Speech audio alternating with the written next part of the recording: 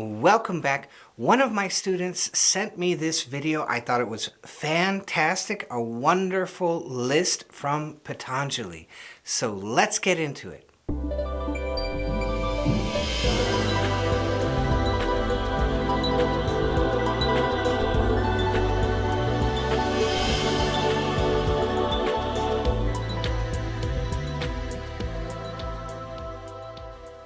Okay, great. So let's watch the video. Patanjali has spoken 4 important reasons why you are unable to go into samadhi is the movement of the body, inability to keep it stable.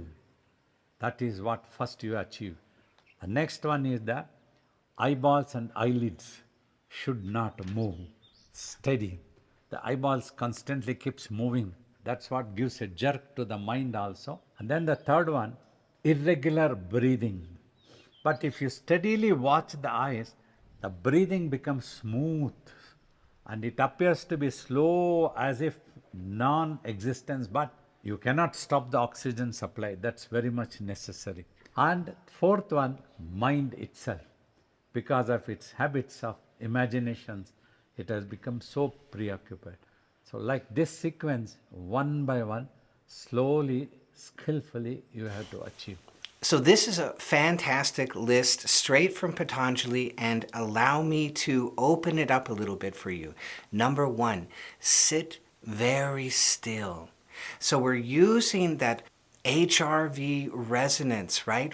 We are elongating our breath, and that's going to put us into that low idle state, right? And it's going to make it very, very easy to sit very still. And so that long breathing is going to stimulate the dorsal vagal complex. And the sitting very still is going to help us to awaken that dorsal vagal complex. And that is going to give us the freeze response. And so that's why Patanjali is telling us, become steady, sit very still. It's magical. It's so simple, but it's so gigantic. And the yogis that overlook this sitting very still, it's just a huge key that they're missing. Now, number 2, when your eyes are darting around and moving all around, it means that we're very, very heavily into the left brain, and we want to let go of that. So let's practice some hakala, right? We're going to look at one point, and we're going to engage our peripheral vision. And as you do that, you'll notice, okay, I'm going to try and look over here, way on my left. I'm going to try and look over here, way on my right. And your eyes will want to dart around, and you have to let go of that. And this is what he's talking about. You have to let go of that and engage everything all at once, and that will engage the right brain. And so practicing hakala helps us in our meditations, all of our meditations.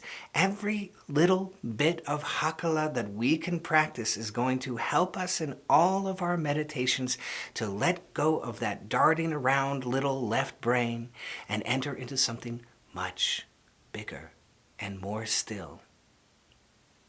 Now, number 3, as we continue to engage HRV resonance, we're going to enter into this low idle state. And eventually, we're going to find this magical tranquil breath. And I have a training on this, right? The first training on my website.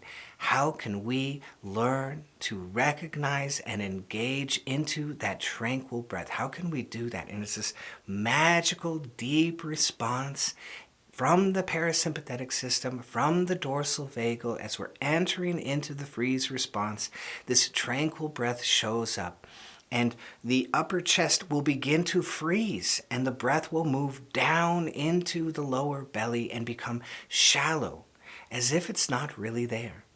People love to talk about breathlessness, but listen to this yogi. Look, there's still some exchange going on. Don't think that you are dying. Don't think these crazy thoughts which are going to distract you from this profound process of the tranquil breath. Just keep engaging in the tranquil breath and watch the magic of it unfold and bloom inside of you. And number 4, why are we doing all of this yoga that we are doing? Because we want to get to this profound state of clarity. We want to get away from that darting little left brain, right? This and this and this and this. It's too much. Oh my God, let me enter into clarity. Let me enter into absorption. How can we do that? We have to follow the process of the yoga. And one step leads to the next. It is a progression. It does not, we can't just jump into clarity. We can't just jump into absorption. We keep following the HRV resonance. It leads us into the tranquil breath. It leads us into the freeze response. All of that low idle state reflects back on the mind, and we begin to find clarity. That little chattering left brain, that left hippocampus, it quiets down. And we start to enter into a bit of clarity. Maybe it's just an inch. Maybe it's just a couple inches of absorption. We just feel ourselves in the air around us just a little bit. That's a tiny bit of an absorption, just a tiny little one. And yet it's such a big deal because you are actually getting into absorption in that moment. When your mind clears and you have clarity, it's such a big deal. You're entering into this deep yogic progression, and it's opening up your mind. That's what he's talking about. All this yoga that we did, it's for that clarity and absorption. And that is what is going to allow the non-dual state. We're not going to get it without the clarity and the absorption, and we're not going to get the clarity and absorption unless we do the yoga and we encounter the HRV resonance, the tranquil breath, the freeze response, and we let go the chatter of the left brain. Bit by bit by bit. It's a process.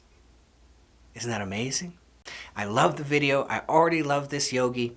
So that's my reaction, and I hope it gives even a little more clarity. I hope you love this. If you did, be sure to hit that bell down below so I can see all of you.